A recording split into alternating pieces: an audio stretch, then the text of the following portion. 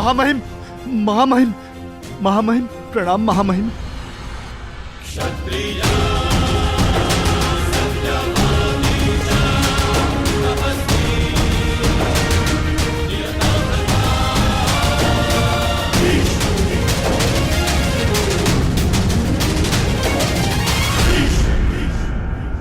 मैंने तुम्हें सावधान किया था कर्ण कि एक राजा और योद्धा में अंतर होता है। सर्वोत्तम राजा वो नहीं जो युद्ध के लिए प्रस्तुत हो जाए, वह है जो प्रजा के हित में निर्णय ले और युद्ध को टाल दे। युद्ध टालकर अब तक अंग का कौन सा हित साधा गया है महामहिम? जब परीक्षा की घड़ी हो, प्रजा त्राही त्राही कर रही हो, तो हर राजा का योद्धा बनना आवश्यक होता है। किस परीक्षा की घड़ी की बात कर रहे हो तुम कर्ण?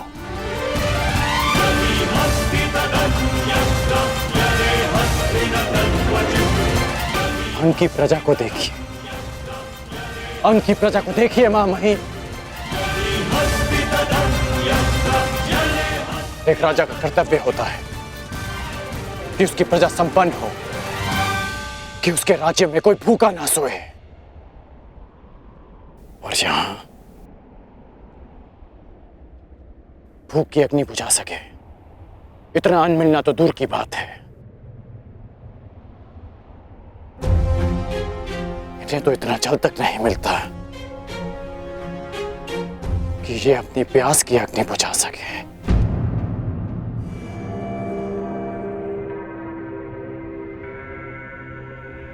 ये एक राजा के लिए परीक्षा की घड़ी नहीं तो क्या है? क्या हस्तिनापुर इतना दूर है कि वहां तक इनकी पीड़ा नहीं पहुंचती? या हस्तिनापुर की आंखें झूठे स्वप्न देखने में इतनी व्यस्त है कि उन्हें अंग के सूखे अश्रु नहीं दिखते?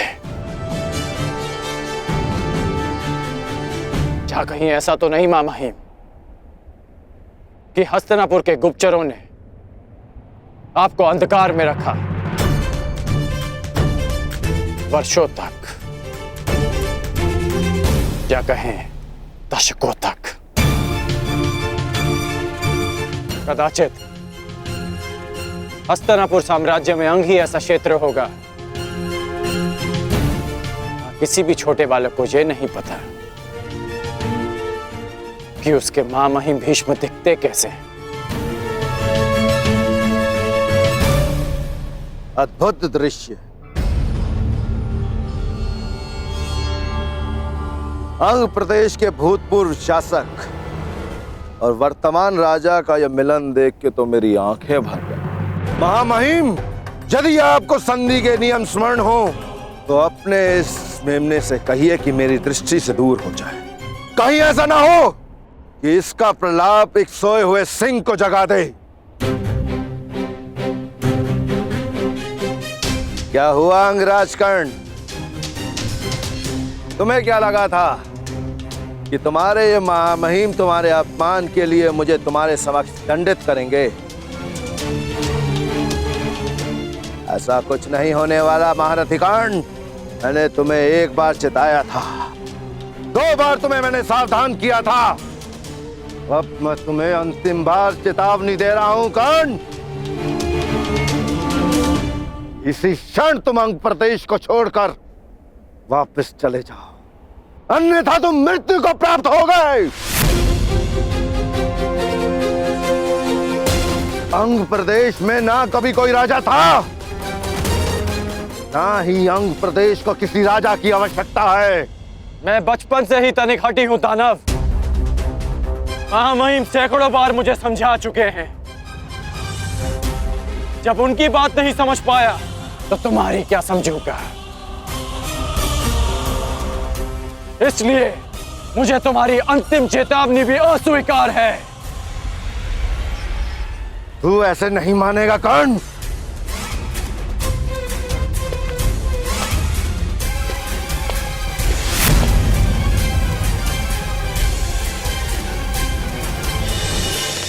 कर्ण, सावधान।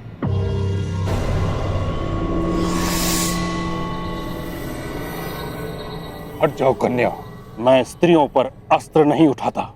जानती हूँ महामहिम, इसीलिए आपके और कर्ण के मध्य खड़ी हूँ। तुम नहीं जानती तुमने कितने बड़े विनाश को आमंत्रण दे दिया है। जो चुनौती को समक्ष देखकर रुक जाए वो कर्ण नहीं महामहिम।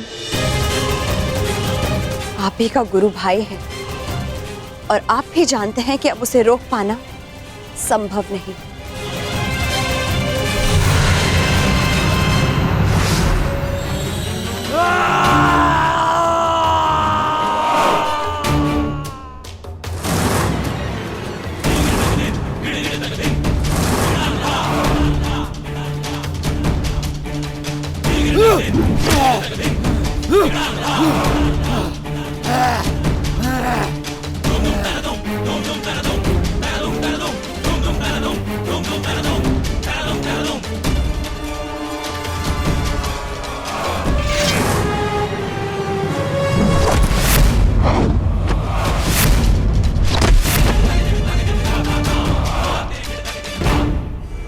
ये है अंग के राजा के अपमान के उत्तर में।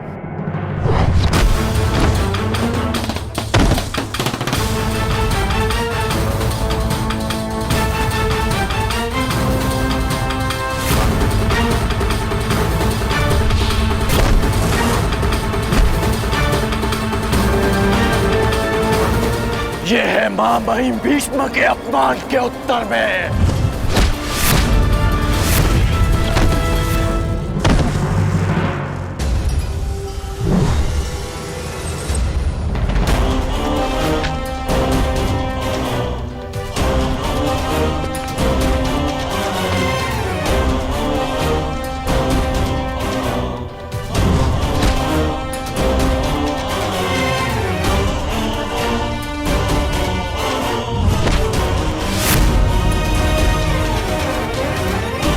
और ये अंग भूमि के अपमान के उत्तर में।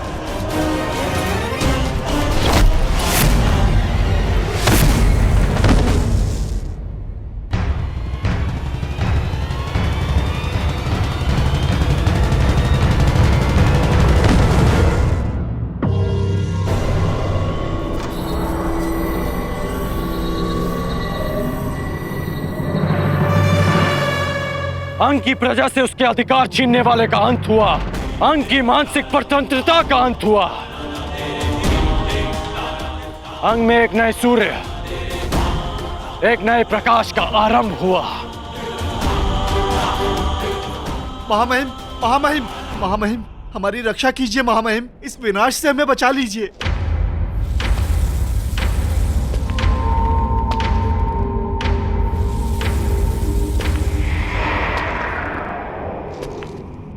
देख रहे हो कर्ण,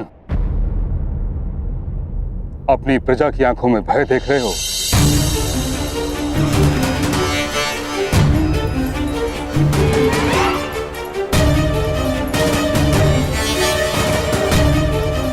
तुमने अंग को जल का अधिकार नहीं दिलाया, उनसे जीवन का अधिकार छीन लिया है।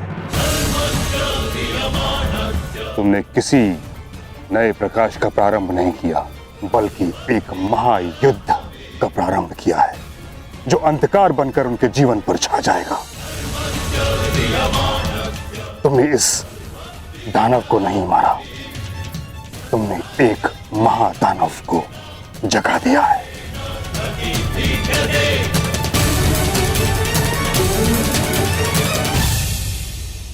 तुम्हें क्या लगा भीष्म आंखें बंद करके बैठा था? नहीं कर्ण, ये बांध अंग का जल रोकने के लिए नहीं था, उसका विनाश रोकने के लिए था। तुमने अंग की स्वतंत्रता को नहीं, बल्कि बृहद्रथ पुत्र महाबलशाली जरासंध के त्रास को ललकारा है कर्ण।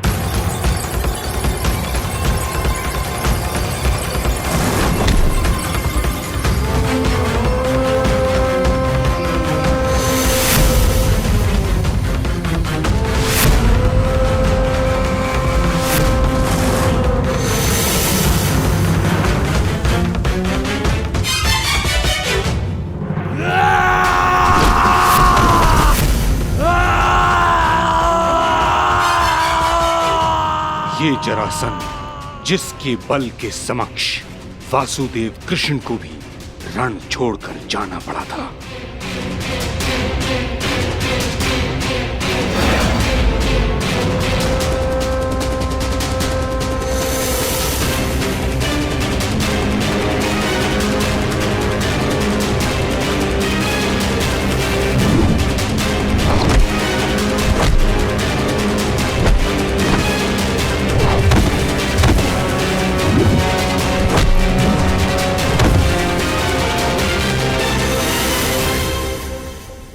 महाराज,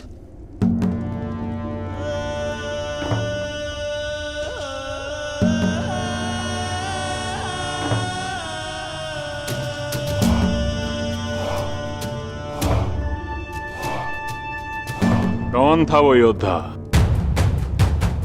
दिखने में कैसा है वो अंगराज? महाराज, उसकी भुजाओं में पर्वतों जैसा बल था। उसके मस्तक पर सैकड़ों सूर्यों का तेज था और उसकी गति तो ऐसे जैसे पवन की गति को भी पराजित कर दे। महाराज, महावीर, महावीर, उसने तो दानव को प्रहार करने का एक भी अवसर नहीं दिया। दानव की मृत्यु के पश्चात तुम लोगों ने क्या किया? उसके बाद हम उस स्थान को छोड़कर तुरंत आपको सूचित करने यहां चले आए। महाराज,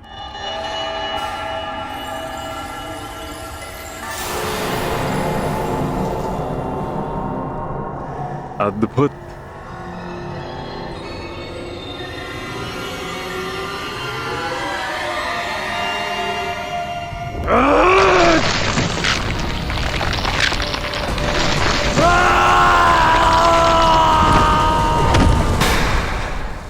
मुझे घृणा है उस प्रत्येक व्यक्ति से जो रण छोड़कर भाग जाए। मुझे घृणा है उस प्रत्येक व्यक्ति से जो मेरे समक्ष मेरे शत्रु की प्रशंसा करे, और मुझे सबसे अधिक घृणा उससे है जो मगध नरेश को ललकारने का साहस करे। अंगराज, तुम्हारे अंग अंग को भंग करेगा जरासंध। एक और युद्ध का समय आ गया है।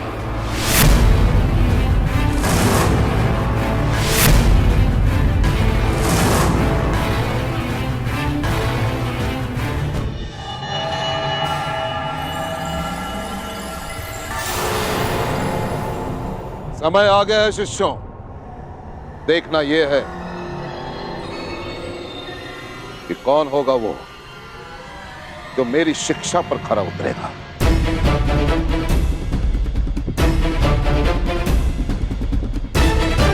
कौन होगा वो जो मेरी गुरु दक्षिणा देने में सक्षम होगा। कौन होगा वो जो पांचाल नरेश द्रुपद को परास्त करके बंदी बनाकर मेरे समक्ष लेकर आता है। कौन होगा वो? प्रयाण करो।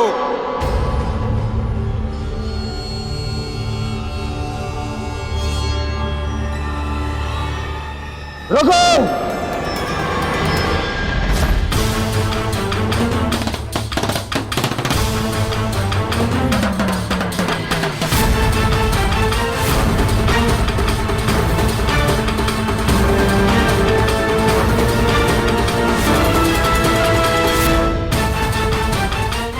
क्या हुआ दुर्योधन? गुरुदेव, यदि पांडव और कौरव दोनों साथ साथ गए तो इसका निर्णय कैसे होगा कि सर्वश्रेष्ठ कौन है? निर्णय कैसे होगा कि युवराज कौन बनेगा? इसीलिए ये मेरा निवेदन है कि पहले हम कौरवों को पांचाल नरेश पर आक्रमण का अवसर दिया जाए। पहला अवसर तुम्हें क्यों मिलेगा दुर्योधन? सबसे ज्येष्ठ भ्राता युधिष्ठिर है। शांत भीम, शांत। दुर्योधन भी मेरा ही अनुज है। यदि दुर्योधन पहले जाना चाहता है तो मुझे इसमें कोई आपत्ति नहीं। आज्ञा दीजिए गुरुदेव। तो ठीक है दुर्योधन, पहला अवसर तुम्हें और तुम्हारे भाइयों को मिलता है।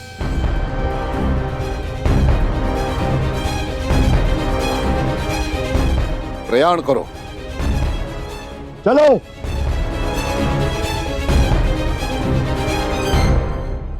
यदि अंग के स्वाभिमान और स्वतंत्रता के लिए ये युद्ध आवश्यक है तो ये युद्ध होगा। जब अंगवासी ही शेष नहीं बचेंगे तो उनकी स्वतंत्रता और स्वाभिमान का कोई मूल्य नहीं रह जाएगा कर्ण। तुम हस्तिनापुर का अंग हो। तुम्हारी मूर्खता हस्तिनापुर को एक अवंचित युद्ध की अग्नि में झुलस देगी।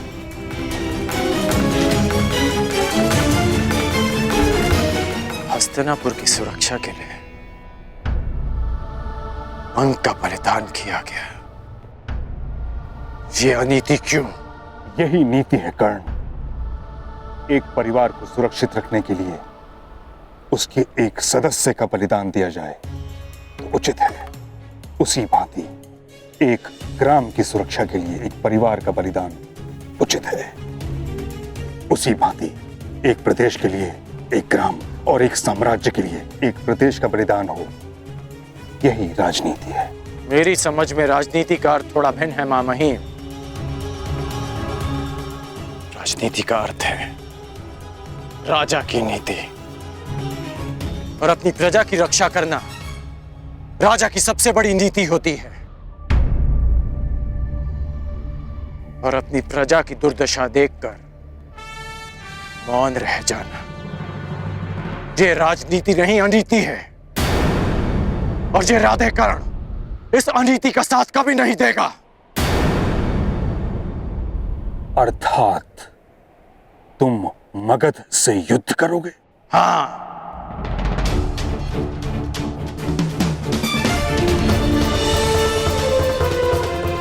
पराजित हो जाओगे कर्ण। नहीं, ये कर्ण विजयी होगा या वीर गति को प्राप्त होगा। पराजय होना तो मेरे विकल्प में ही नहीं।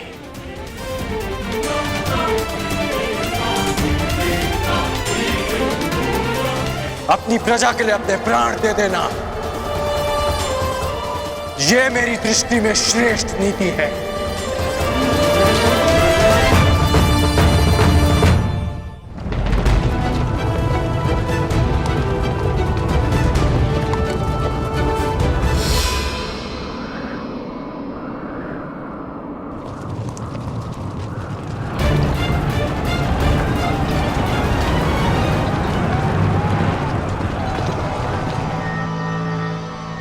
स्वागत है कुरु राजकुमार।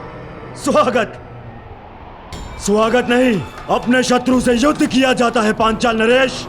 परंतु तुम हस्तिनापुर नरेश धृतराष्ट्र के पुत्र हो, और जहां तक हमें स्मरण है हमारी तुमसे कोई शत्रुता नहीं है। मुझसे ना सही, परंतु मेरे गुरु से अवश्य है।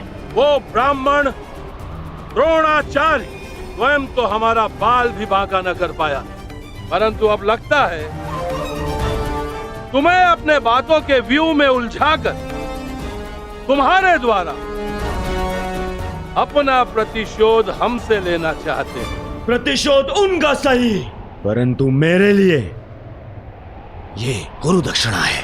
ठीक है, यदि तुम युद्ध ही चाहते हो तो हमें कोई आपत्ति नहीं है। आक्रमण!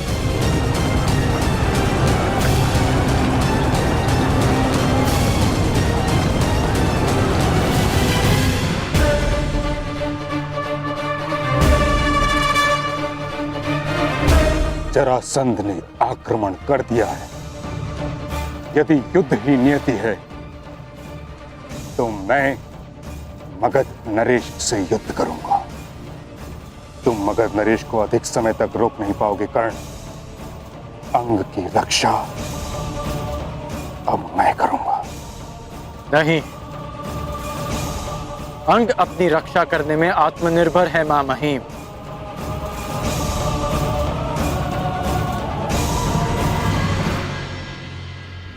अंगवासी ये युद्ध स्वयं लड़ेंगे।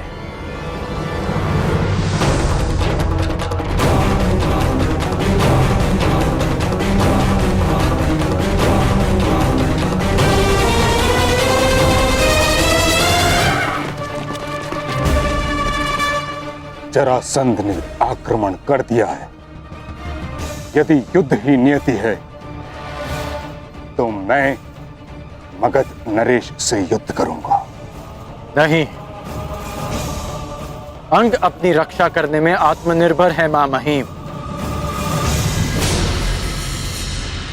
अंगवासी ये युद्ध स्वयं लड़ेंगे। यही एक मार्ग है अपने भीतर के भय को भगाने का, अपने मन में देश और स्वतंत्रता के लिए प्रेम जगाने का।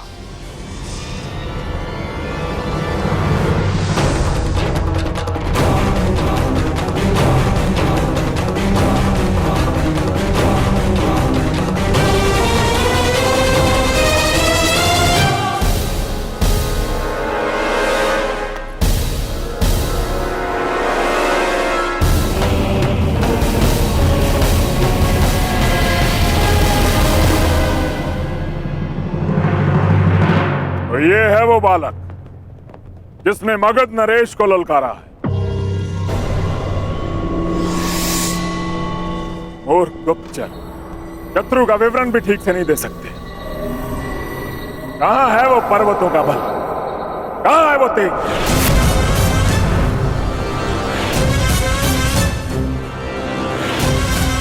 जो इस युद्ध में सम्मिलित नहीं है वो यहां से चला जाए,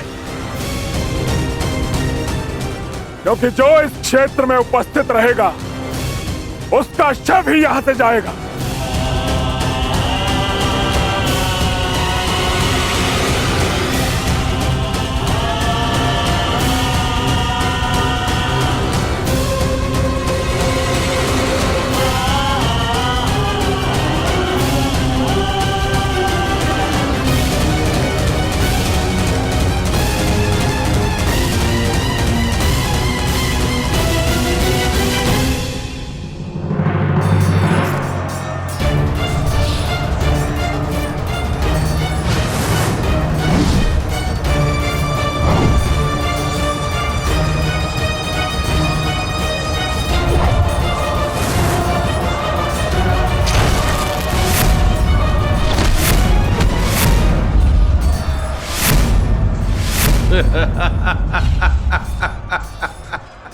युद्ध कौशल और बल दोनों तुम में है दुर्योधन, परंतु लगता है तुम्हारे आचार्य द्रोण ने तुम्हें गदा युद्ध में प्रवीण नहीं किया। तुम्हें और प्रशिक्षण की आवश्यकता है दुर्योधन। यदि चाहो तो वो प्रशिक्षण हमसे ले सकते हो।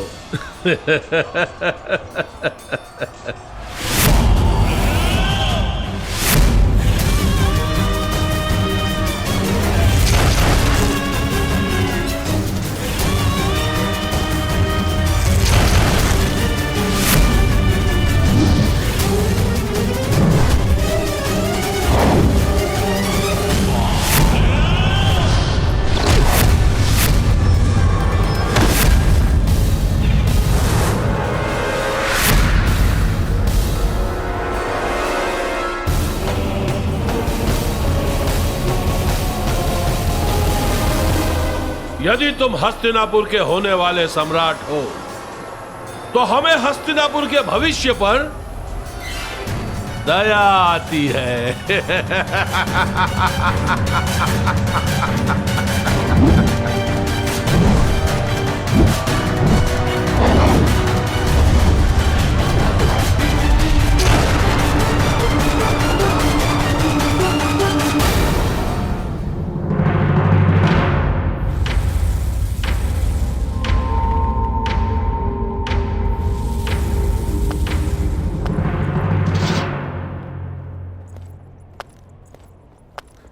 तो अंगराज, मुझे लगता है हमारे पास पर्याप्त सेना है।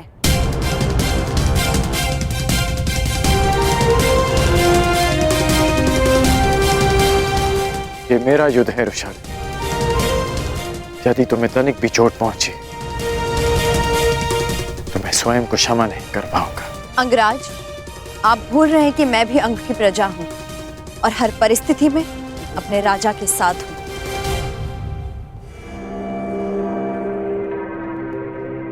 तो तुम्हारा राजा तुम्हें आदेश देता है कि चली जाओ।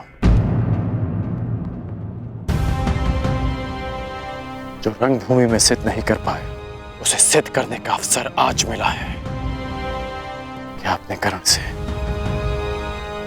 ये अवसर छीन लोगी रुशाली?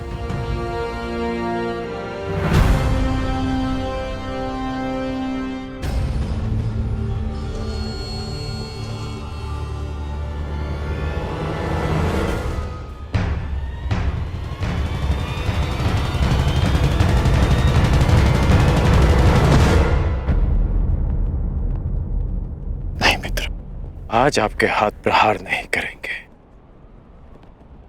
बल्कि आपके नेत्र अपने पुत्र की हत्या का प्रतिकार देखेंगे।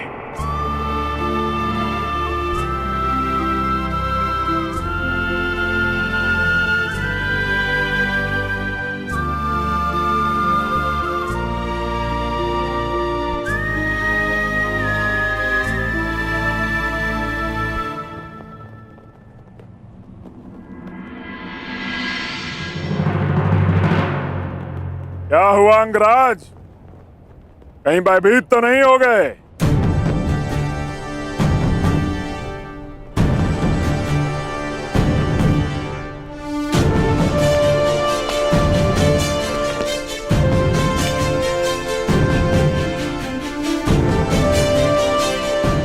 आश्चर्यचकित मत हो कर्ण। मैं भले ही तुम्हारी नीति के विरुद्ध हूं, भले ही ये युद्ध उचित है या अनुचित, किंतु तुम हस्तिनापुर का एक भाग हो और मेरा धर्म, मेरी प्रतिज्ञा हस्तिनापुर की सुरक्षा में होती है। भले ही मुझे तुम्हारी रक्षा करनी पड़े।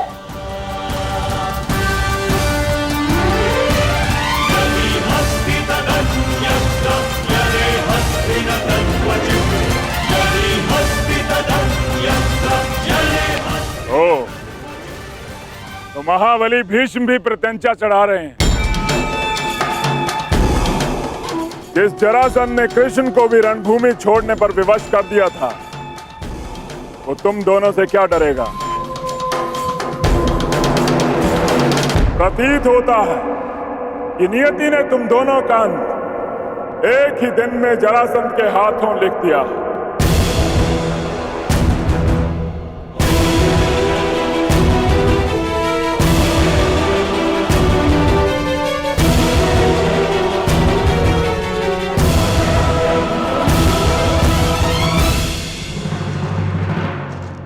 प्रणिपात, पांचाल नरेश द्रुपद ने संदेशा भिजवाया है।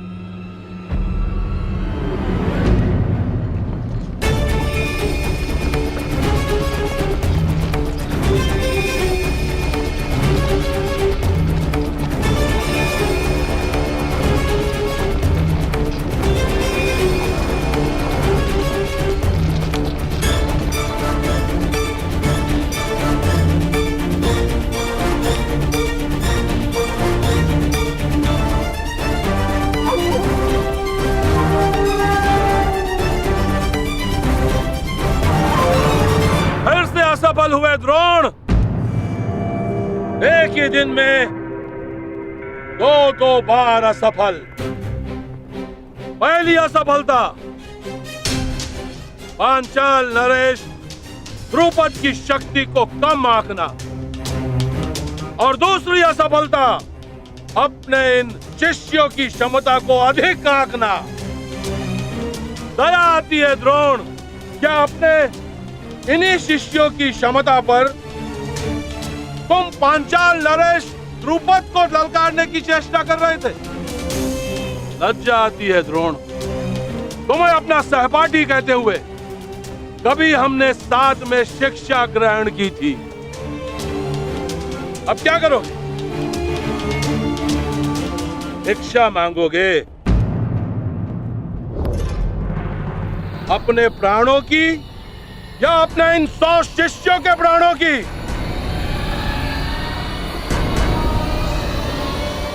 भिक्षा कैसे मांगते हैं ये तो स्मरण होगा ना? या इतने वर्ष राज आश्रम में रहने के पश्चात भिक्षा मांगने में भी असफल रहोगे आचार्य द्रोण?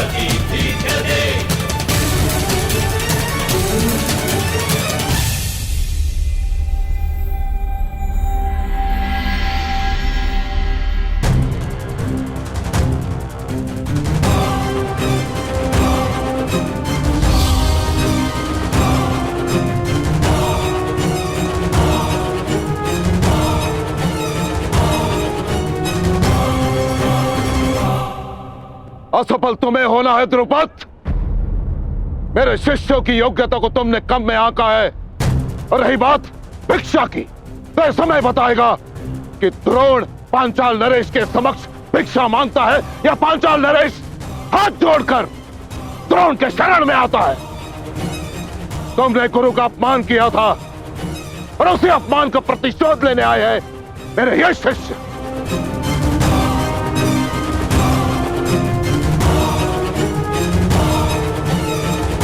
तो तुम्हारे तुनीर में अब भी एक बाण शेष है। एक नहीं द्रुपद, 5।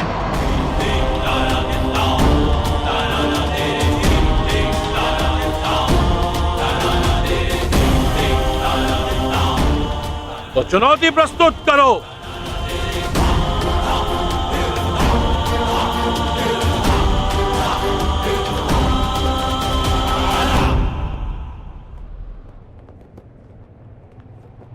विजय बाबा, मुझे मेरी गुरु दक्षिणा प्रदान करो। द्रुपद।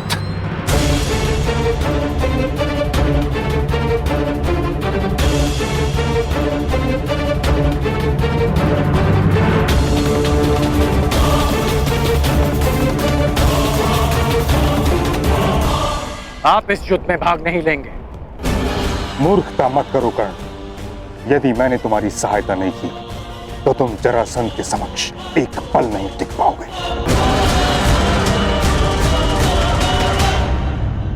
कदाचित महामहिम भूल रहे हैं कि उन्होंने क्या कहा था कि हस्तिनापुर की सुरक्षा उनका पहला उद्देश्य है।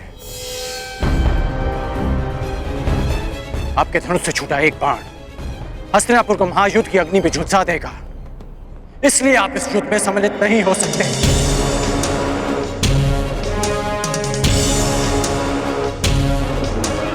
युद्ध अंगराज और मगधराज के मध्य है।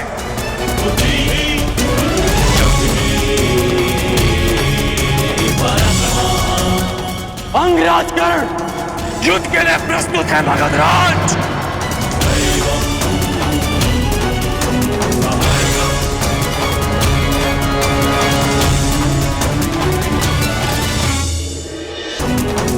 अंगराज कर्ण युद्ध के लिए प्रस्तुत है मगधराज।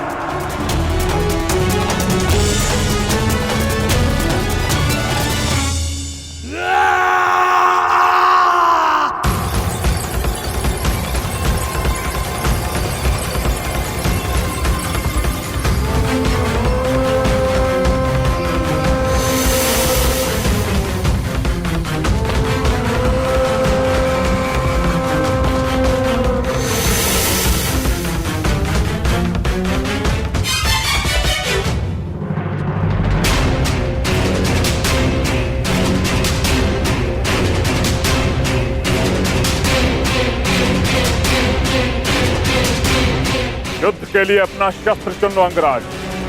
मैं अंक का वासी हूं और आप मगध के। इस नाते आप हमारे अतिथि हुए,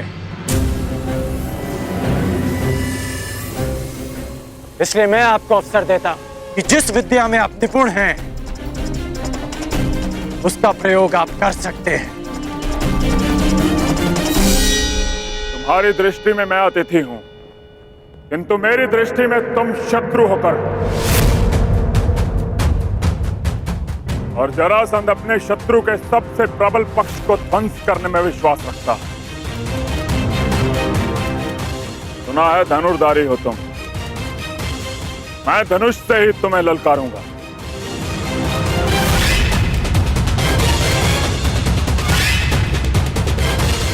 कैसी आपकी इच्छा।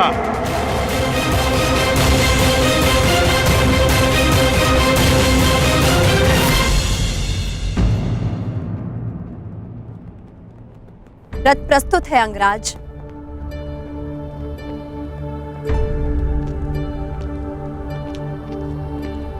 भीष्म, ललकारा अंगराज ने है, किंतु संधि हस्तिनापुर ने भंग की है। इसलिए यद्यपि हस्तिनापुर युद्ध में सम्मिलित नहीं है, किंतु युद्ध की विभीषिका उसे झेलनी होगी। जरासंध का क्रोध केवल कर्ण के अंत से शांत होने वाला नहीं है, इसकी आंच हस्तिनापुर तक अवश्य पहुंचेगी। इस युद्ध से पूर्व दो बातें जानना तुम्हारे लिए आवश्यक है मगध नरेश।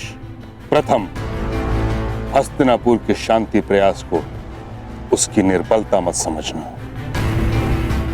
और मेरे मौन को मेरी दुर्बलता मत समझना। हस्तिनापुर की भीति और भीष्म के बाणों का बल अब भी वही है। दूसरी बात, यदि भीष्म ने तुम्हारा बल देखा है तो कर्ण का कौशल भी। इस योद्धा को बालक समझना तुम्हारे जीवन की बहुत बड़ी भूल सिद्ध होगी। कदाचित यह युद्ध तुम्हारी प्रथम पराजय लेकर आए, या कदाचित तुम्हारे लिए दुर्गम विजय पथ।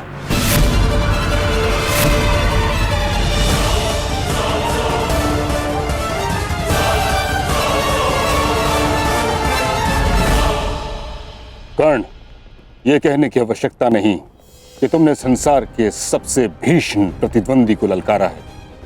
युद्ध क्षेत्र के पास अंग की प्रजा भी है। विध्वंसक अस्त्र का प्रयोग उनको संकट में डाल सकता है जिनके लिए तुम युद्ध करने जा रहे हो। जरासंध की शक्ति उसकी आक्रामकता में है। उसे अवसर मत देना कि वो तुम पर वार कर सके। प्रारंभ से ही मुझे मगध नरेश को पीछे हटाना है। पहले उनकी युद्ध नीति को समझना है और फिर उसे चूर चूर करना है।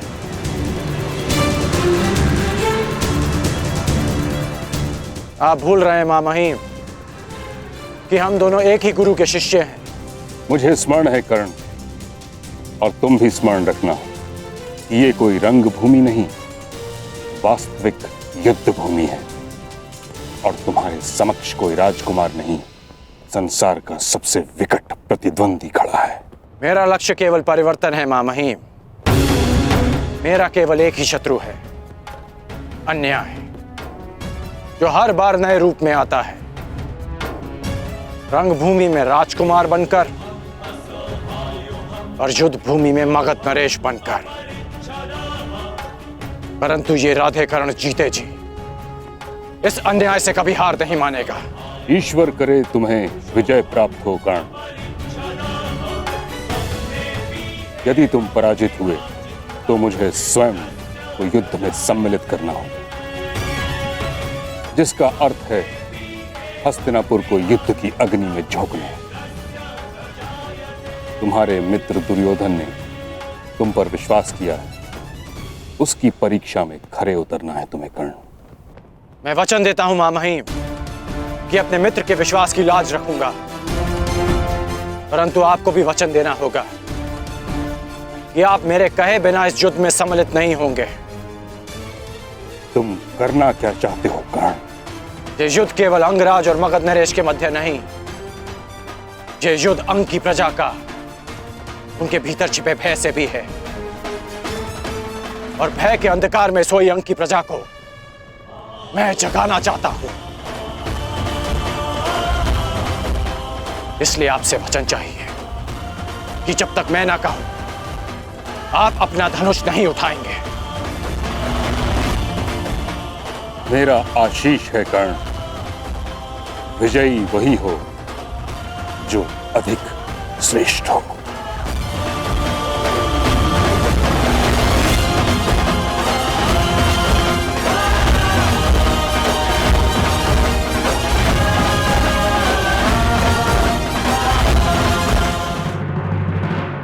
ये युद्ध केवल अंगराज और मगध नरेश के मध्य नहीं, ये युद्ध अंग की प्रजा का उनके भीतर छिपे भय से भी है।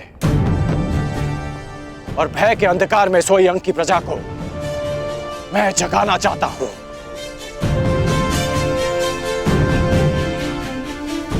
इसलिए आपसे वचन चाहिए कि जब तक मैं ना कहूं आप अपना धनुष नहीं उठाएंगे। मेरा आशीष है कर्ण, विजयी वही हो जो अधिक श्रेष्ठ हो।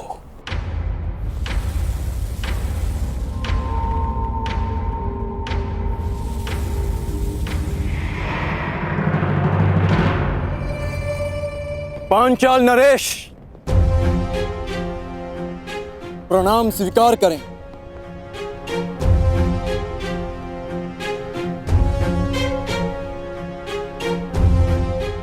आश्चर्यचकित मत होइए पांचाल नरेश, किसी समय आप मेरे गुरु के गुरु बंधु रहे हैं। किसी समय मेरे गुरु ने आपको मित्रता का पात्र समझा है, इसलिए आप मेरे सम्मान के पात्र सदैव रहेंगे। अब भी और पराजित होने के पश्चात भी। द्रोण के तुनीर में 5 बाण शेष थे, आया केवल एक। हाँ, क्योंकि हम 5 भिन्न नहीं, एक हैं, एक मुट्ठी जिसकी प्रत्येक उंगली में समान शक्ति है। उन 5 में से कौन सी उंगली पांचाल नरेश द्रुपद की ओर उठी है? मध्यमा। यदि हमारे ज्येष्ठ भ्राता युधिष्ठिर आपको अपराजित कर देते तो आप उल्हाना देते कि आपके साथ अनीति हुई है, और यदि सबसे कनिष्ठ सहदेव आपको पराजित कर देता तो हमारे गुरु के गुरु बंधु का घोर अपमान हो जाता।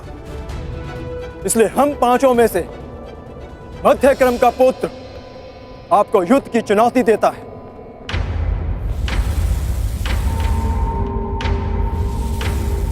तर्क अद्भुत है बालक।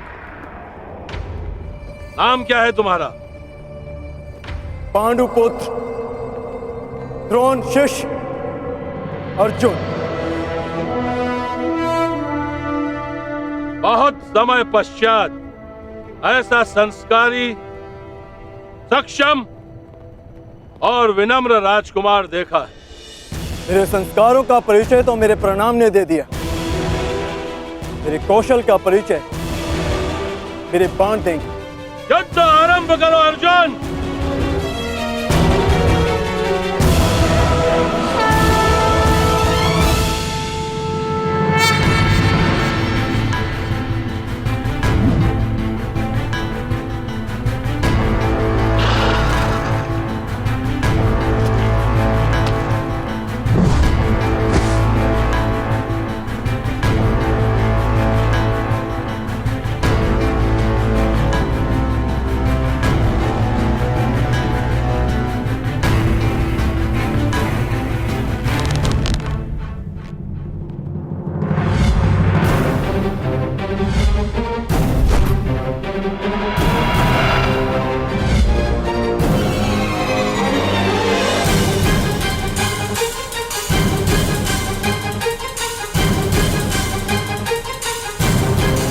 बस एक महाअस्त्र और इस बालक की ललकार के साथ साथ अंग की हर आशा भी समाप्त।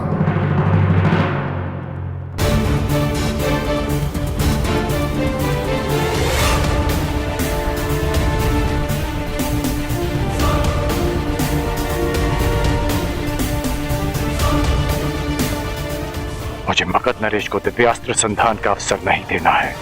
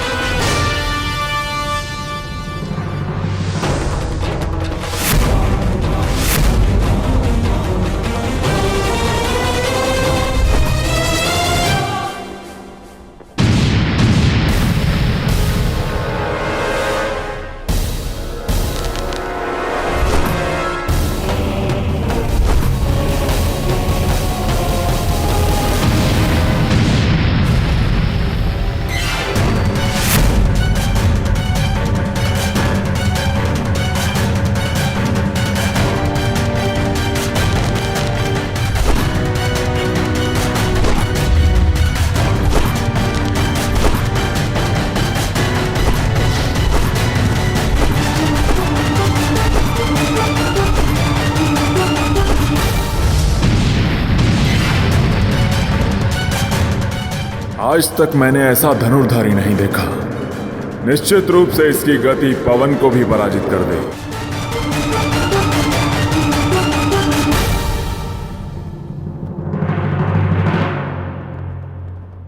धन्यवाद महामहिम, आप कर्ण के साथ हैं। मैं केवल धर्म के साथ हूं। स्पष्ट रूप से कहूं तो हस्तिनापुर के साथ हूं।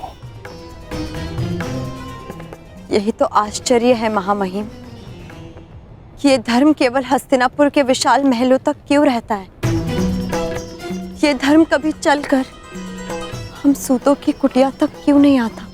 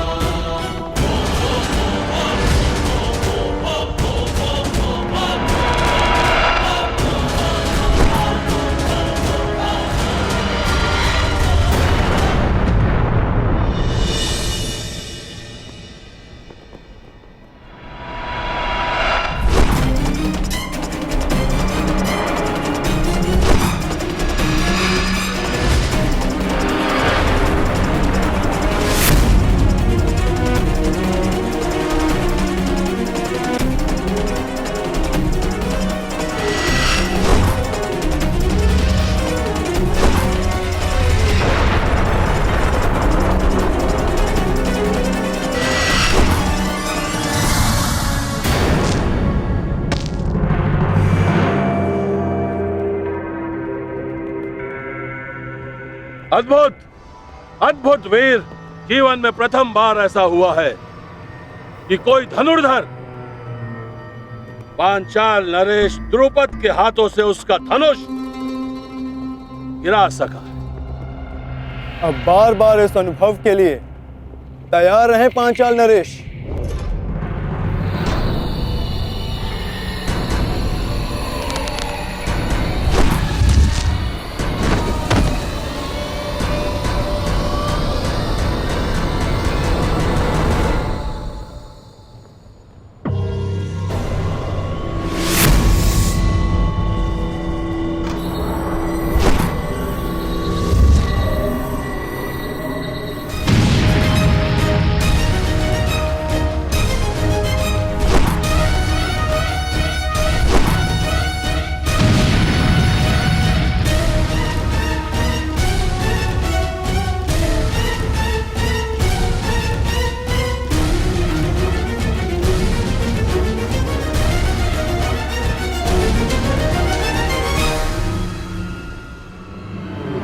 देखो देखो, ये सच्चे अर्थों में हमारा राजा है। हमारे लिए, प्रजा के लिए, अंग देश के लिए जरासंध से युद्ध कर रहा है। देखो, इन्हें इस प्रकार बाहर नहीं आना चाहिए। जरासंध इनका प्रयोग करेगा। अब अवसर आ गया है कर्ण, जिनके लिए तुम मुझे पराजित करना चाहते हो। अब यही लोग तुम्हारी पराजय का कारण बनेंगे।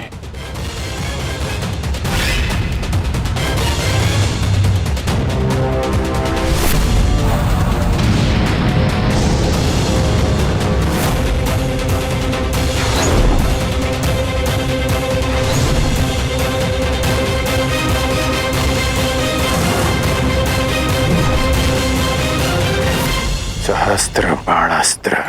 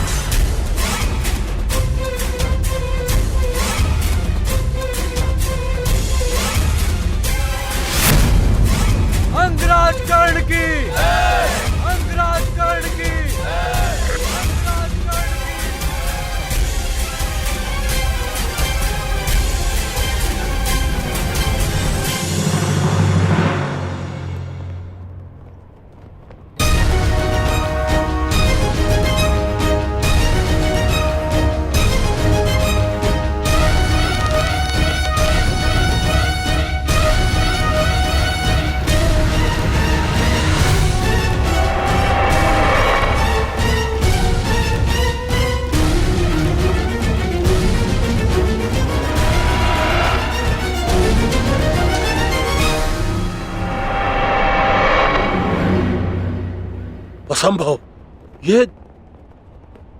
ये तो नागपाश, नागपाश है ये द्रुपद।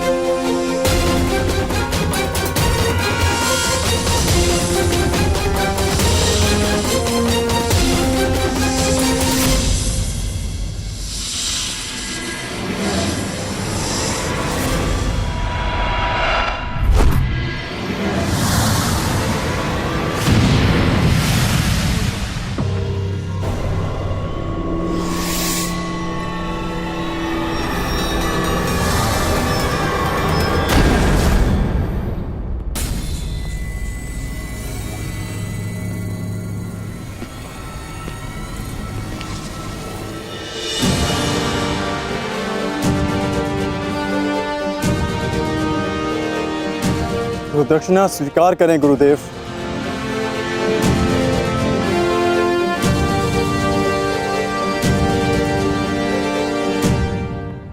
अश्वत्थामा को संदेश भिजवाया जाए।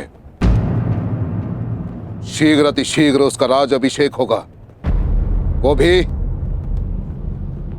इस स्थान पर।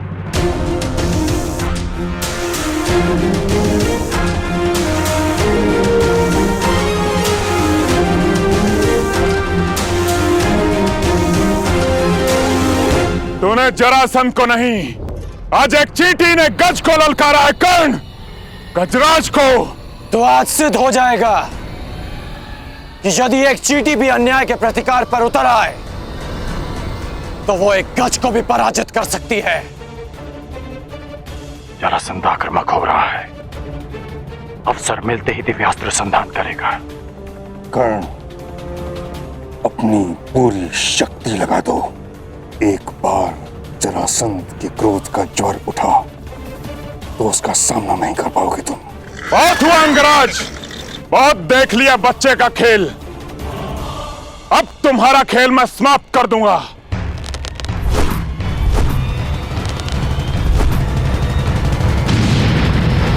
अपनी प्रजा की रक्षा करने आए हो। देखो अंगवासियों, ये तुम्हारी रक्षा करने आया है। अरे जो अपने अनुज की रक्षा ना कर सका, वो तुम सहस्त्र अंगवासियों की रक्षा क्या करेगा? नहीं कर्ण, क्रोधित मत हो। क्रोध में आओगे तो एकाग्रता खो दोगे। क्रोध करने की भूल मत करना। नहीं महामहिम, कर्ण को उकसाने की भूल तो मगध नरेश कर रहे हैं। कर्ण की सबसे बड़ी शक्ति उसका क्रोध ही है।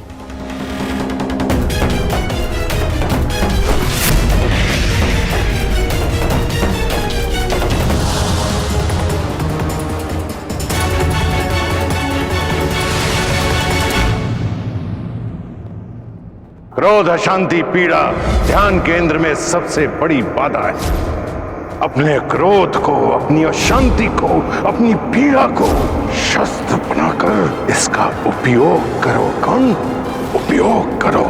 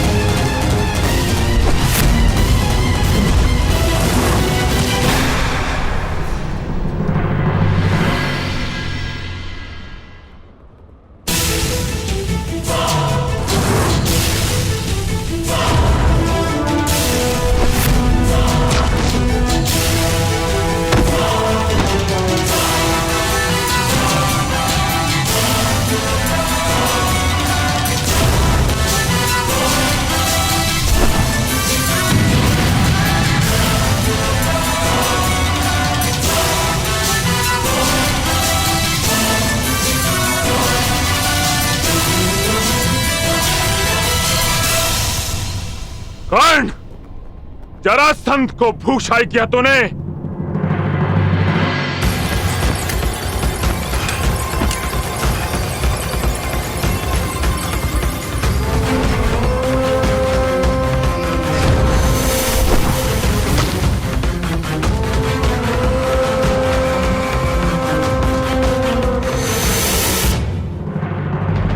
बस इतना ही बल है तुम्हारे बाणों में कर्ण।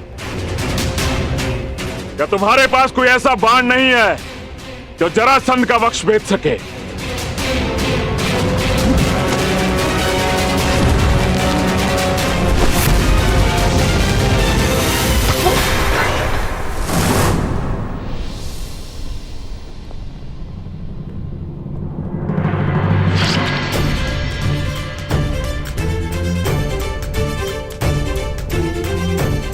परिचय मिल गया मगध नरेश, उस बाण का जो तुम्हारी छाती भेद सकता है, और उस धनुर्धारी का जो तुम्हें पराजित कर सकता है। जरासंध का रक्त बहाया तूने कर्ण। अभी संग प्रदेश की प्यास तुम्हारे रक्त से बुझेगी।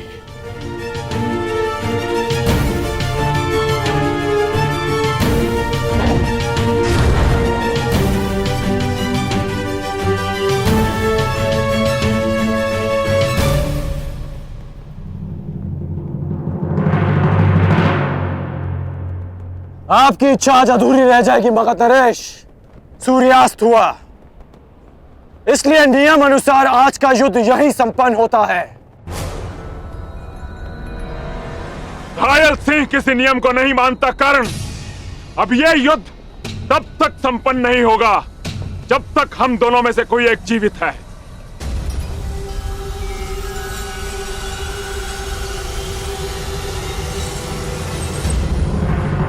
अब बाहुबल का परिचय दो कर्ण।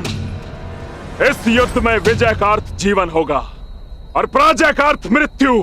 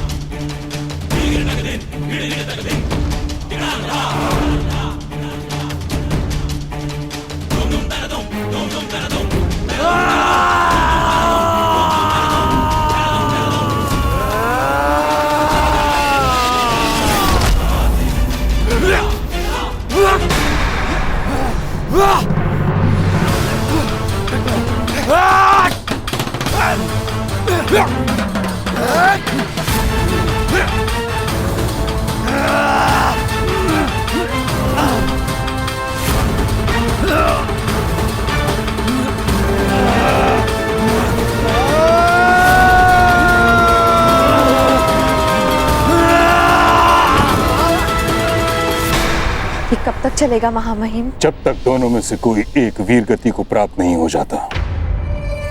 या फिर अपनी पराजय स्वीकार नहीं कर लेता।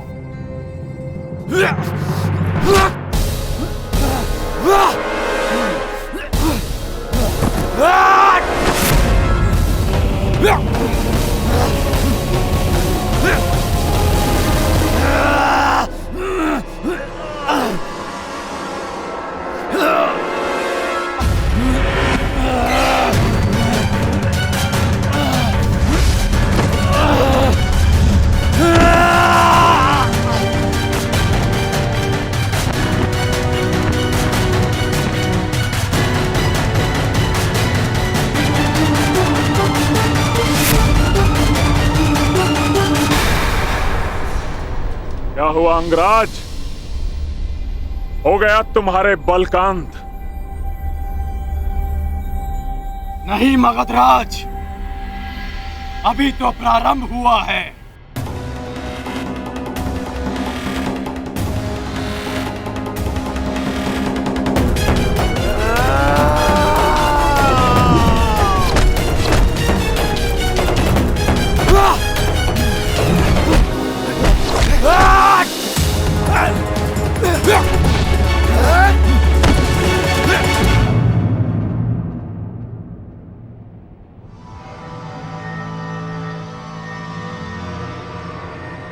बस हो गई समाप्त तुम्हारी चुनौती।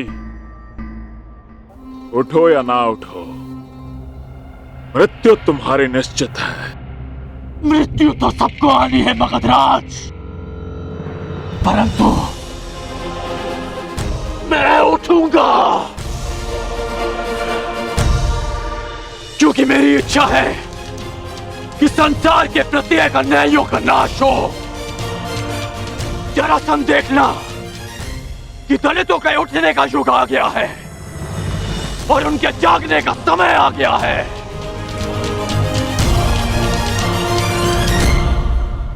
सूर्य की किरणें प्रस्तुत हैं और राधे कर्ण भी। आगे बढ़ो।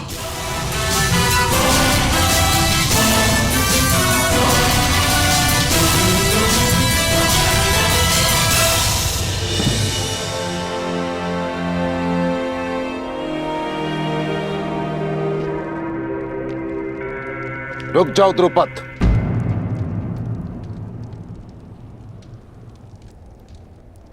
कहां जा रहे हो? अभी भी हमारे बीच बहुत कुछ शेष है। पांचाल पर तो विजय प्राप्त कर चुके हो द्रोण, अब क्या शेष है?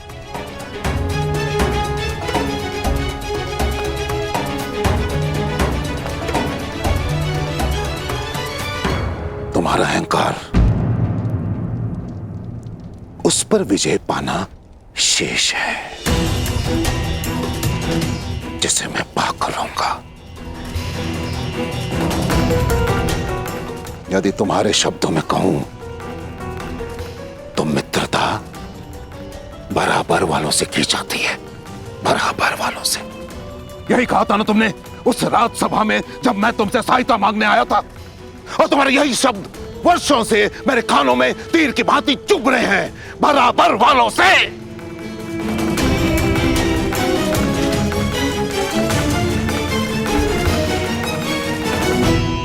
तो समय का चक्र देखो, आज तुम कहां और मैं कहां।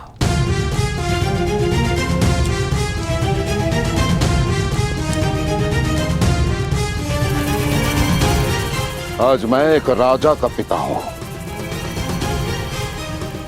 राजा का। और तुम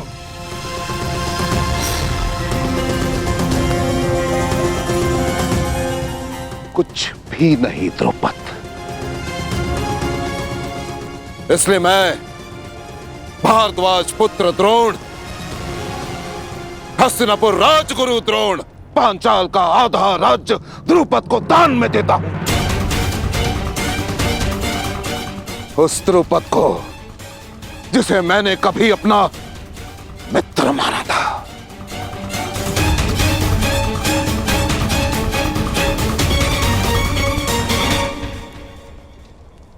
राजा बनकर सब कुछ भूल गए द्रौपद। हमारी मित्रता, हमारे वचन, परंतु इस द्रोण को वो सारे वचन स्मरण है। प्रत्येक वस्तु आधी आधी बांटेंगे। ये दान पाकर प्रसन्न तो होना द्रौपद। मैंने अपना जीता हुआ आधा राज तुमसे बांटा द्रौपद। अब तुम उस अपमान के दंश को भी भोगोगे जिसका आधा मैं कई वर्षों से भोगता आया। अपने इस आधे पांचाल का आनंद उठाओ पांचाल नरेश। ना ना ना ना, अर्ध पांचाल नरेश।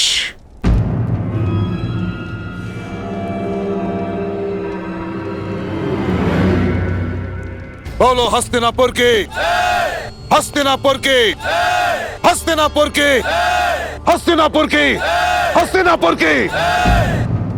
तुम्हारे मुख से ध्वनि क्यों नहीं निकल रही अर्ध पांचाल नरेश? याद है ना तुम्हें, जिससे दान प्राप्त होता है उसकी जय की जाती है। याद है ना?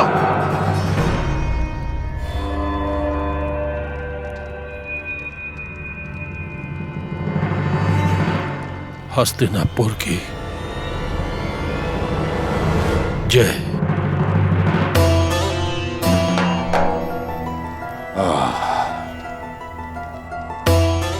उत्तम, अति उत्तम।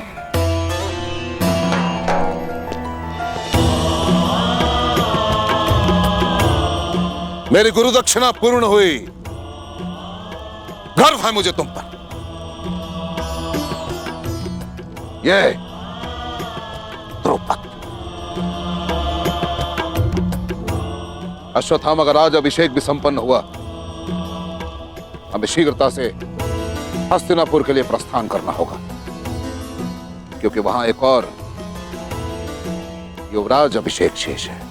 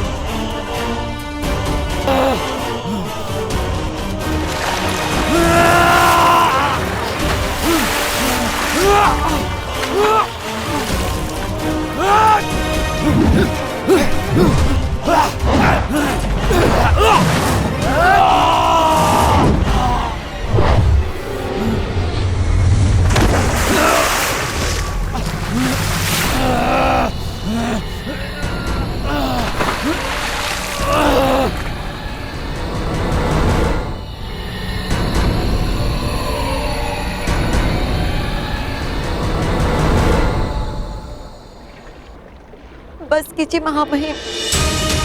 अब कब तक यूं देखते रहेंगे? देखिए महामहिम कर्ण किस तरह लहूलुहान है।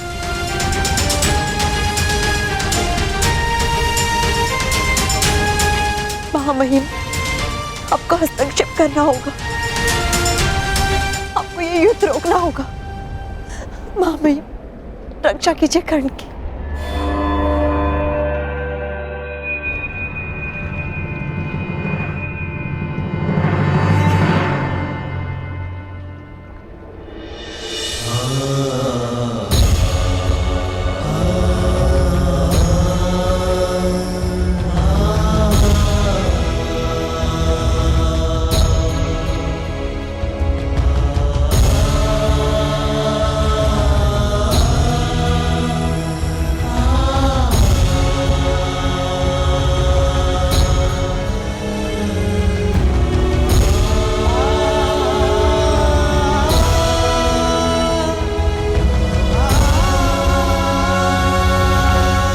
आखिर तुम्हारी मंशा क्या है कर्ण? मारो अग्रराज, प्रहार करो, मेरे लिए प्रहार करो, मेरे लिए प्रहार करो अग्रराज, मेरे लिए। अंगराज, तुमने मेरे पुत्र की हत्या के प्रतिकार का वचन दिया है। उठो, प्रहार करो मेरे पुत्र के लिए, उठो। प्रहार करो कर्ण, अंग के लिए प्रहार करो। प्रहार करो, प्रहार करो, प्रहार करो।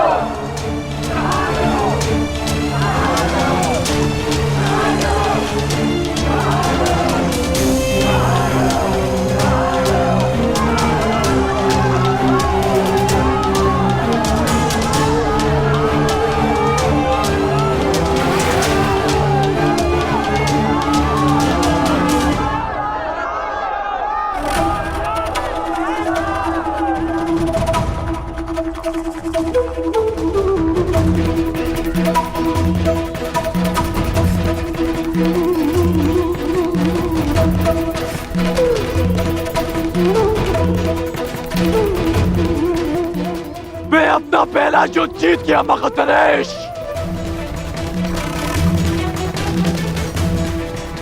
क्योंकि मेरी प्रजा अपने भय से विजय हुई। अब तुम्हारी बारी है। जब कभी भी पराजय सामने खड़ी हो तो स्मरण रखना कि तुम्हें स्वयं के लिए नहीं, अपनी माता के लिए विजय करनी है, अपने कुल के उत्थान के लिए जीतना है, समाज के परिवर्तन के लिए जीतना है।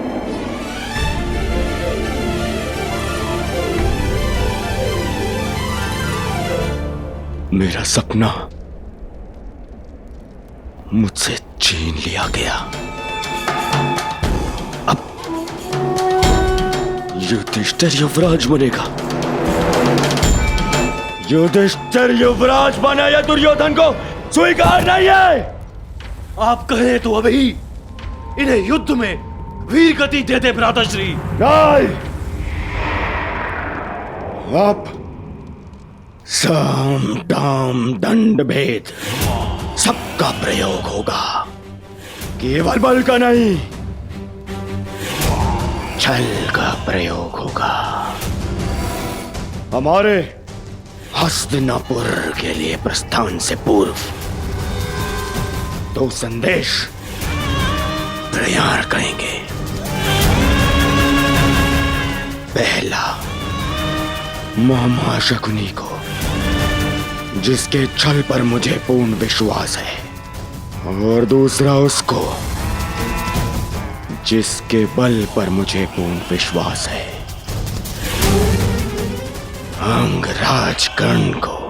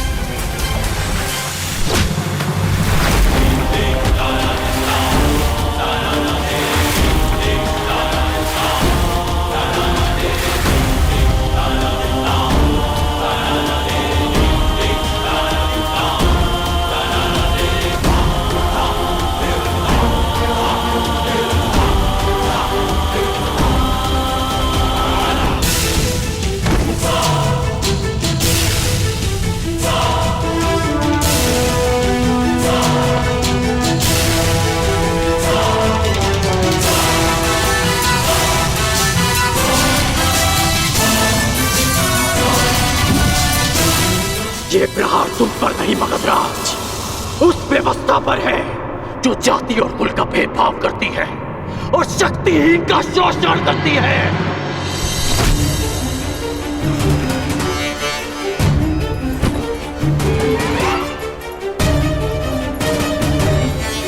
ये प्रहार उस अन्याय पर है जो एक वीर को धनुष उठाने की अनुमति नहीं देती, क्योंकि वो एक सूत पुत्र है।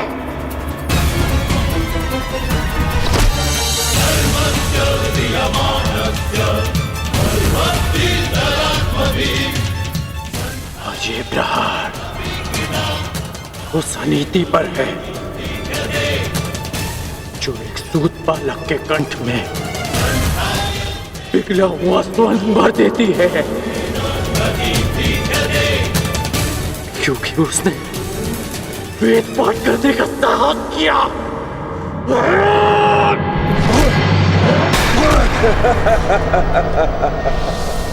तुम विजय नहीं हो सकते कर्ण, क्योंकि पराजय मैंने स्वीकार नहीं की और वध तुम मेरा कर नहीं सकते।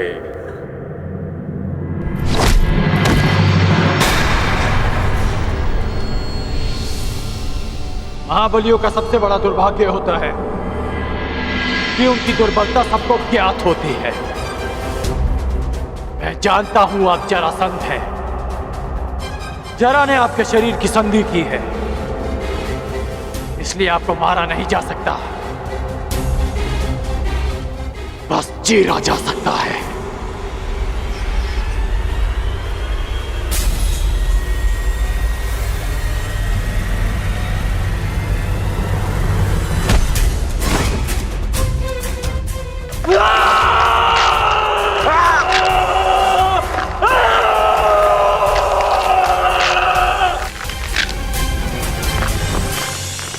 रुक जाओ कर, रुक जाओ। मैं पराजय स्वीकार करता हूं।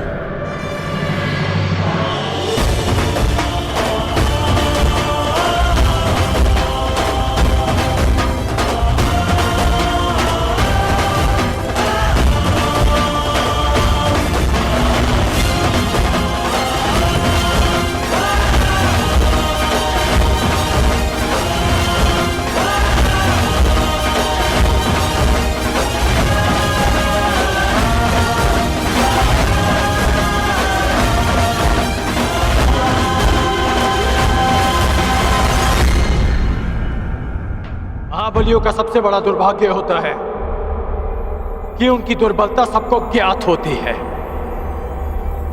मैं जानता हूं आप जरासंध हैं। जरा ने आपके शरीर की संधि की है, इसलिए आपको मारा नहीं जा सकता, बस चीरा जा सकता है।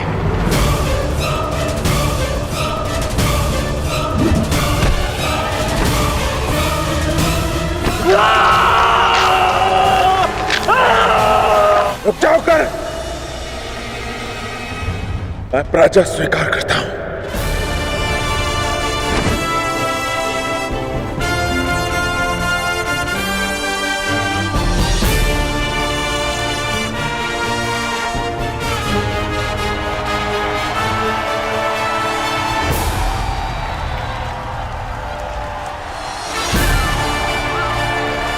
अंगराज कर्ण की, अंगराज कर्ण की, अंगराज कर्ण की, अंगराज कर्ण की, अंगराज कर्ण की।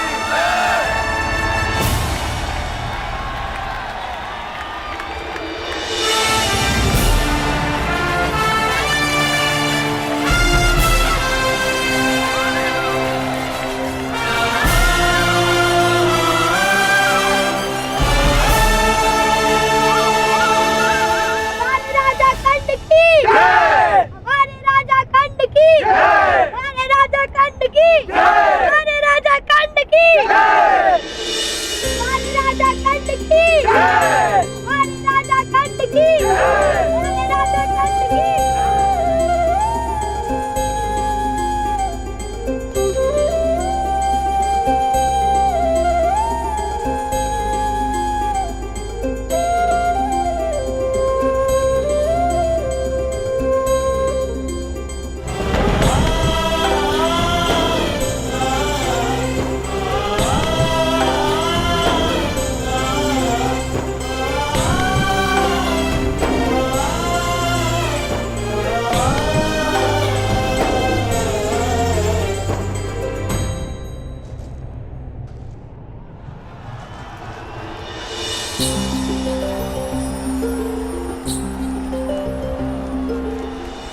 रही हो?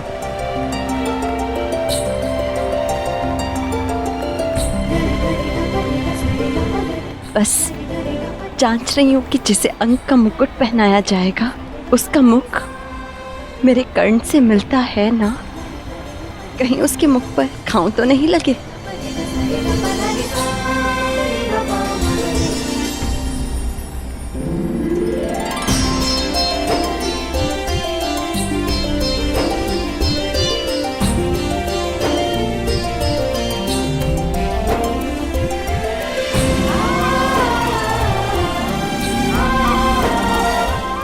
दिवस कर्ण, 21 दिवस तक तुम युद्ध करते रहे, क्या ये अधिक नहीं था? अपने चारों ओर देखो रुशाली, अंगवासियों के मुख पर कितनी प्रसन्नता है आज। इस प्रसन्नता के लिए मैं 21 दिन तो क्या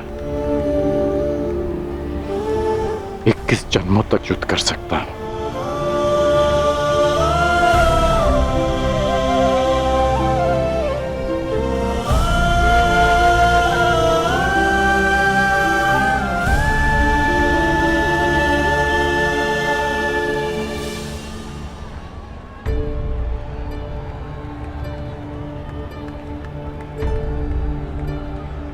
तुमने अच्छा प्रदर्शन किया कर्ण, क्योंकि मुझे अच्छा प्रशिक्षण मिला।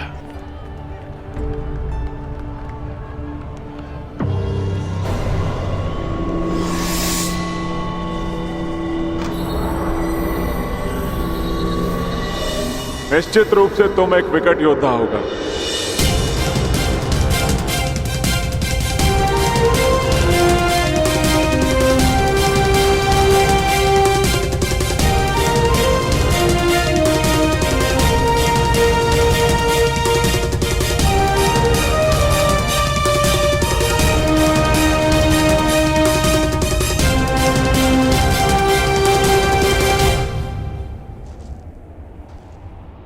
अपने जीवन में तुम जैसे शूरवीर और हठी योद्धा से मेरा आज तक सामना नहीं हुआ,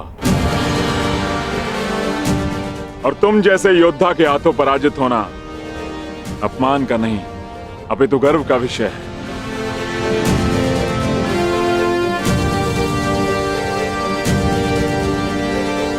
संसार जरासंध को बहुत ही कठोर और धुरंधर योद्धा समझता आया है, लेकिन ये बात बहुत कम लोग जानते हैं कि जरासंध शक्ति का पुजारी है। और आज तुमने अंग की आत्मनिर्बलता ही नहीं अपितु जरासंध का सम्मान भी पा लिया है। अंगराज, मगध की मित्रता स्वीकार करो, और इस मित्रता के चिन्ह स्वरूप मैं तुम्हें मगध की मालिनी नगरी भेंट करता हूं।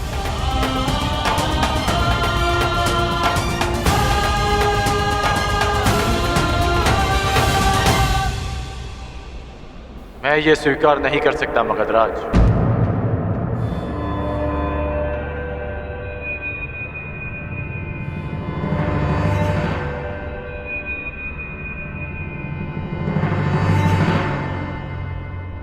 मैं अंग का शासक हूं।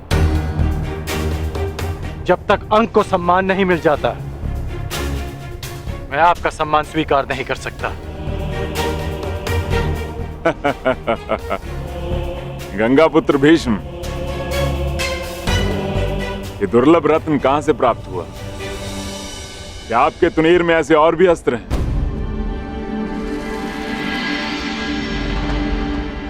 कहिए अंगराज, मैं क्या अर्पण करूं आपको? अंगवासियों को जीवन का अधिकार। मैं चाहता हूं कि उस बांध को तोड़ दिया जाए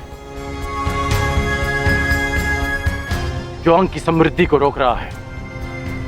अंगराज, ये बांध केवल अंग की समृद्धि का स्रोत नहीं है। यदि इस बांध को तोड़ दिया गया तो मगध अपने एक बड़े संसाधन से हाथ धो बैठेगा। जो मैं मांग रहा हूं वो तो ब्याज भी नहीं, जो वर्षों तक अंग से छीना गया है। और विजेता होने के नाते शर्त रखने की स्थिति में आप नहीं, मैं हूं।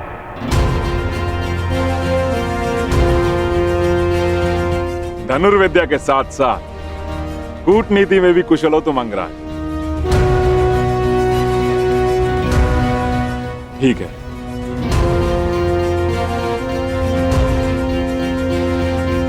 परंतु इस मांग के बदले मेरी भी एक मांग है। कि मुझे जब भी तुम्हारी सहायता की आवश्यकता पड़ी, तुम एक बार मेरी सहायता करने अवश्य आओ।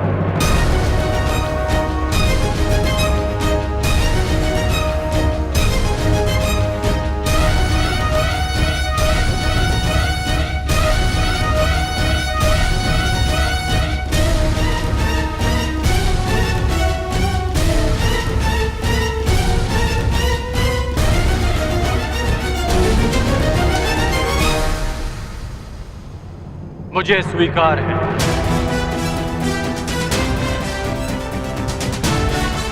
तो वचन दिया मित्र, तुम एक बार मेरी सहायता के लिए आओगे और ये जरासंध हर बार तुम्हारी सहायता के लिए प्रस्तुत होगा। तो आप ये बांध कब तोड़ेंगे आप? इस बांध को गिराने के लिए तुम्हारा केवल एक ही बाण पर्याप्त होगा अंगराज।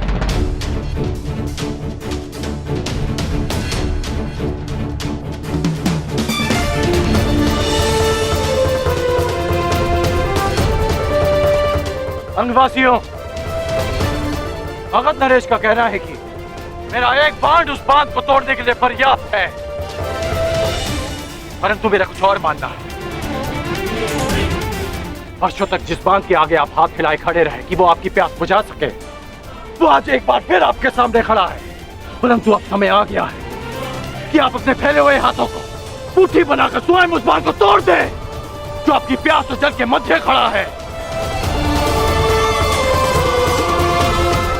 तो आगे बढ़िए और तोड़ दीजिए उस चट्टान को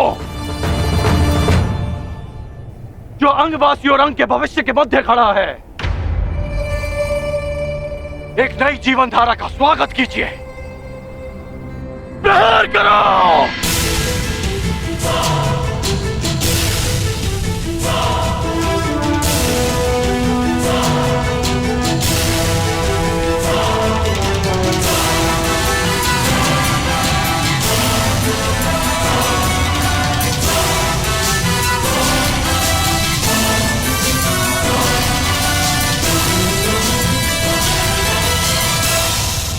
मैंने अपना अनुज और आपने अपना पुत्र खोया, और उस समय हम दोनों असहाय खड़े थे। हम बीते हुए कल को तो नहीं बदल सकते, परंतु जो कल आने वाला है वो हमारे हाथ में है। शोन की मृत्यु का प्रतिकार करने के कई अवसर मिलेंगे मुझे, परंतु ये अवसर आपका है।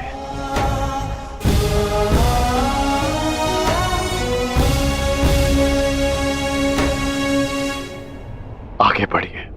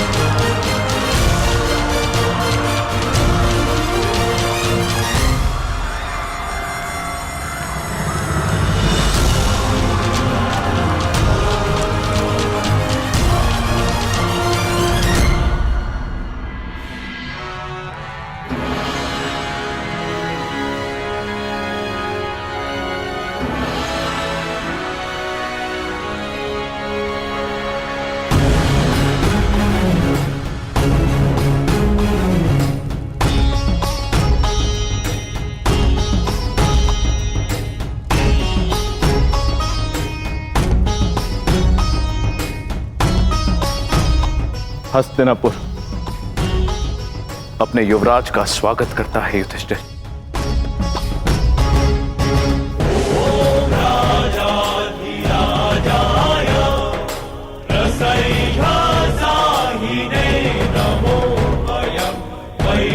वैश्रवणाय कुर्महे समे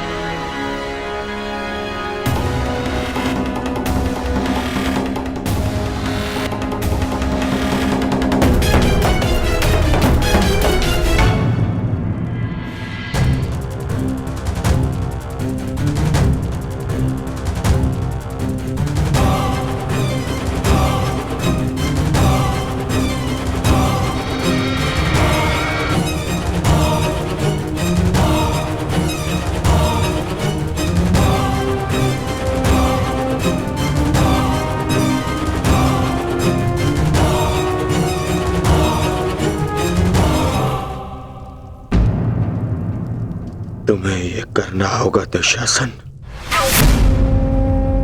नहीं भ्राताश्री, ये मुझसे नहीं होगा। ये मेरा आदेश है, प्रहार करो मुझ पे।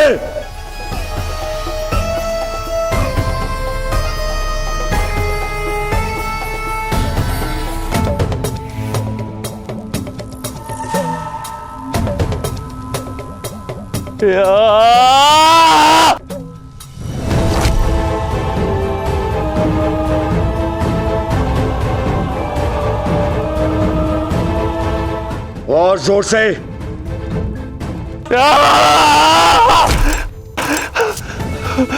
यहां ना आई, यहां मारो मेरे मुख पे।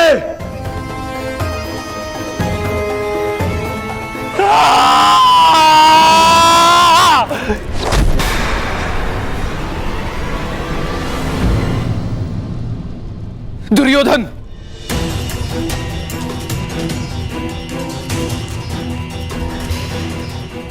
ये क्या कर रहे हो पुत्र?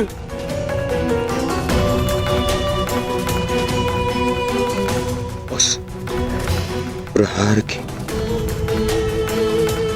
पीड़ा को न्यून करने का प्रयास कर रहा हूं जो आपने मुझ पर किया है। शासन, मारो मुझे।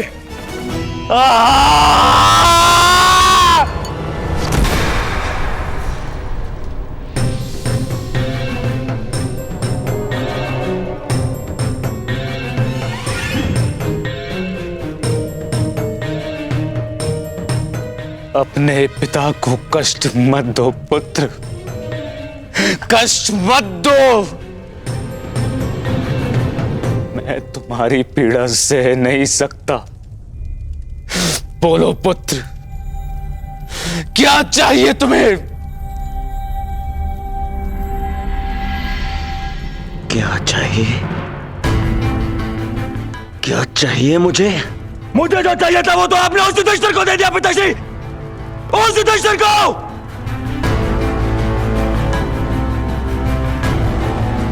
उस युवराज पद पर मेरा अधिकार था। उस मुकुट पर आपके ज्येष्ठ पुत्र इस दुर्योधन का अधिकार था। क्यों किया आपने ऐसा पिताश्री, क्यों? मैं विवश था पुत्र, विवश था मैं, क्योंकि पांचाल नरेश को उन पांडवों ने पराजित किया। परंतु तुम व्यथित क्यों हो पुत्र? युधिष्ठिर अभी केवल युवराज बना है, सम्राट नहीं। और एक युवराज को कभी भी, कहीं भी, किसी के भी आक्रमण का उत्तर देना पड़ सकता है पुत्र। युधिष्ठिर को युद्ध में मैं भेजूंगा, मैं। और युद्ध में प्राण तो किसी के भी जा सकते हैं ना पुत्र।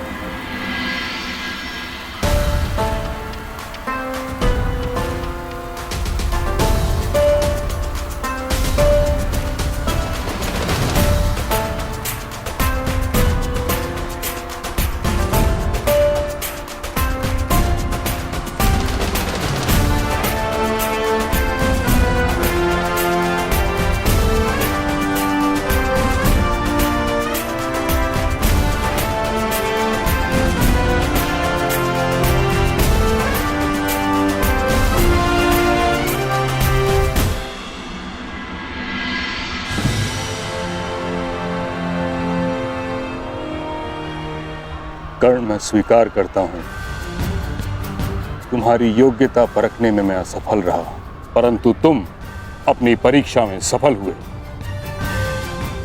तुमने अंग में परिवर्तन प्रारंभ कर दिया।